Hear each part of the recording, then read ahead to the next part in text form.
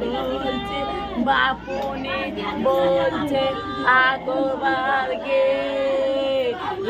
বাপুকে।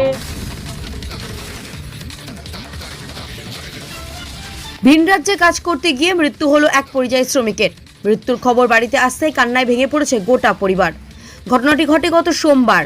সূত্রের খবর, পরিযায়ী শ্রমিকের নাম শেখ কেতাবুদ্দিন, বয়স আনুমানিক 54 বছর, বাড়ি হরিশ্চন্দ্রপুর থানার সন্তোষপুর গ্রামে।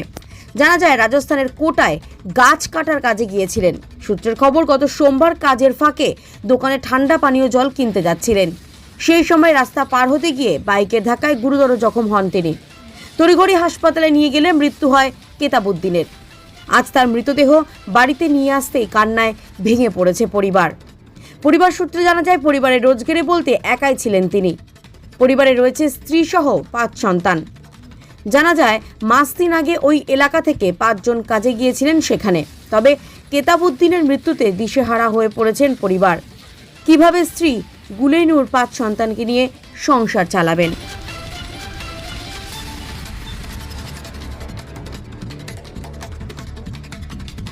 মোটরসাইকেল এসে পিছন থেকে ধাক্কা দিয়েছে, ওকে পড়ে গেছে। ওকে পরে তারপরে ওকে ধরে লেগেছিলাম হাসপাতালে। সে কি ঘটনাস্থলে মারা গেছিল না হাসপাতালে মারা গেছিল? হাসপাতালে, রাজস্থানে। কতদিন আগে? 3 মাস আগে। মানে কাজটা কি ছিল? গাছ কাটার। আপনার নাম? গোপাল। গিয়েছিল গুজরাট, মানে রাজস্থান। কি কাজ করছিল ওখানে গিয়ে? ওই গাছ কাটার কাজ করতে যখন 8টা সাড়ে 8টা বাজলো, এরা ঘুমিয়ে গেছে।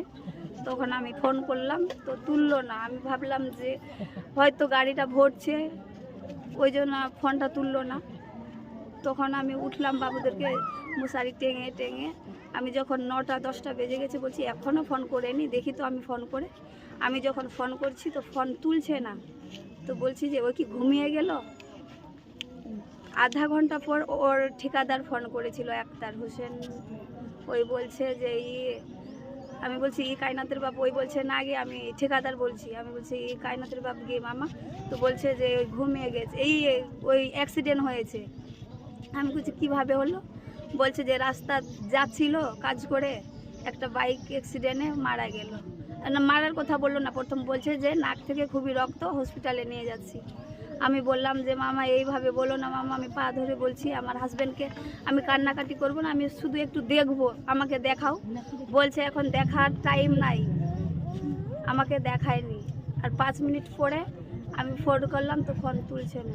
আমার পরিবারের 3 ছেলে আর 6 মেয়ে। আমার নাম গুলেনুর খাতুন।